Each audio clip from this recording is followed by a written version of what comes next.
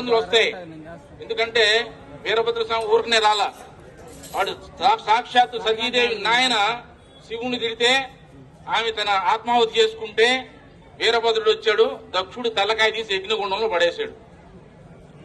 మరలా అది కావాలంటే చూసుకోండి, రాజకీయ పక్షాలైనా లేకపోతే అధికారులైనా సరే ఏ న్యాయం కావాలో చూసుకోండి. అటువంటి స్థితి తీసుకురాకండి దయచేసి. మీరు ఆలోచించాలా. శ్రీరామనవమి యాత్ర మీద రాళ్లు పడతాయి, వినాయక చవితి మీద రాళ్లు పడతాయి. ఎప్పుడైనా మొహరం ఊరేగింపు మీద ఎప్పుడైనా రాయి పడిందా? ఒక పోలీసుని చెప్పమని వచ్చి.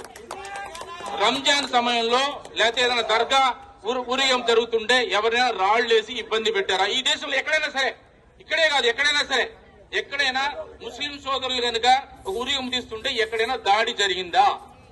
మరి హనుమాన్ జయంతి ర్యాలీ మీద ఎందుకు దాడి జరుగుతుంది? శ్రీరామనవమి శోభాయాత్ర మీద ఎందుకు దాడి జరుగుతుంది? అవసరమే వచ్చింది? మనం ఎవరి వారసులో?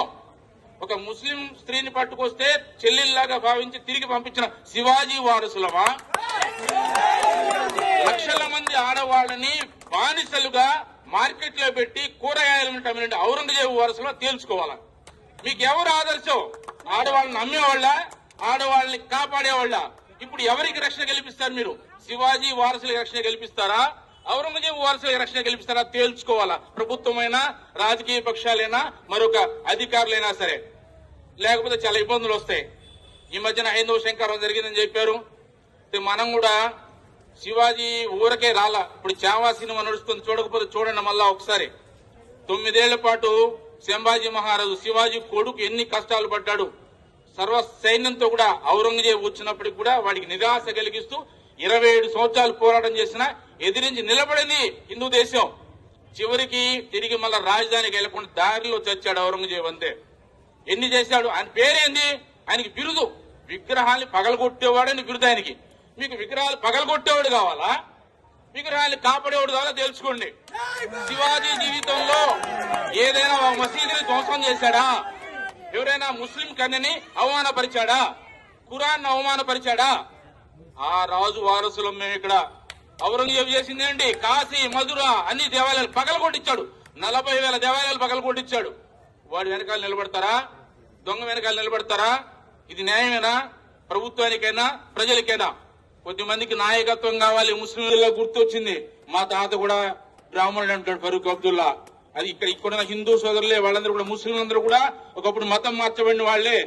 వాళ్ళ మాయాజాలం పడి పదవీ కాంక్షతో ఉద్రేకాలు రెచ్చగొట్టి ఊరేగింపు రాళ్లేయించి నాయకులుగా ఎదగాలంటే ముస్లిం యొక్క ఉగ్రవాద నాయకత్వాన్ని తిరస్కరించాలా ముస్లిం సోదరులు? లేకపోతే నష్టపోతారు రాబోయే రోజుల్లో. అది గుర్తించాలా. ప్రభుత్వం కూడా గుర్తించి ఇటువంటి న్యాయపరమైన హక్కులు ఎక్కడుంది? రోడ్డు మీద పోకూడదు. పోయినసారి చూసాం, హనుమంత్ జయంతి యాత్ర జరుగుతుంటే ఆర్టీసీ బస్ స్టాండ్ దగ్గర పోలీసులు బ్యారికేడ్స్ పెట్టి మీ దాన్ని పోవద్దు, ఆ పక్కన పోండి అన్నారు. సిగ్గుచేటు కదా. మీరెందుకు ఉంది? తుపాకీ దేనికి? లాఠీ ఎందుకు ఉండేది? రోడ్డు మీద, పబ్లిక్ రోడ్డు మీద పోరా అంటే ఎవడైనా రౌడీ చేసి వాడి పక్కన నిలబడి వాడి దూరంగా ఉండరే, నువ్వు ఇంట్లో కూర్చోమని మాకు చెప్తారా?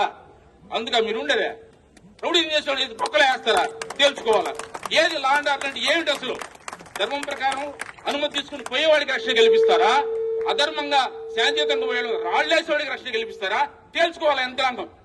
సాక్షాత్ మనం గౌరవమైనటువంటి జిల్లా మేజిస్ట్రేట్ వారి కార్యాలయం దగ్గర నిలబడి ఉన్నాం. మనం న్యాయాలయాలు వాళ్ళకి తెలుసు ఏది మంచి ఏది చెడ్డో. ప్రభుత్వానికి, మంత్రి గారి, ముఖ్యమంత్రి గారికి, ఉప ముఖ్యమంత్రి గారికి కూడా ఈ విషయాన్ని తీసుకెళ్లి ఈ రాష్ట్రంలో హిందువులు 2వ శ్రేణి పౌరులు కాదు, వాళ్ళకి సమాన హక్కులు ఉన్నాయి.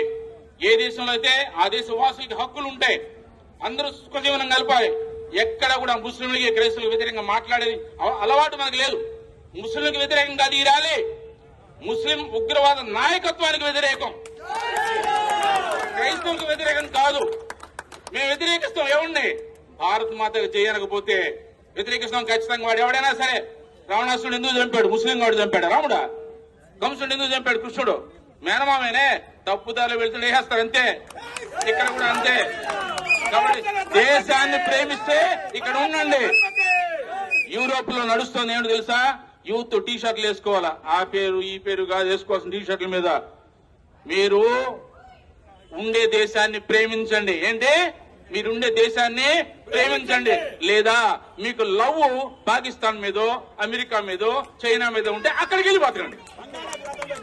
మీకు ఎక్కడ మీరు ప్రేమించే దేశానికి వెళ్ళినా బతకండి. లేదా ఇక్కడ బతుకుతున్న దేశాన్ని ప్రేమించండి. యంత్రాంగం కూడా అదే ఆలోచించాలా. మేము వందే మాత్రం పాడడం, జనగణమనలు ఇస్తే నిలబడడం, భారత మాతకు జయను, జెండా ఎగరేస్తే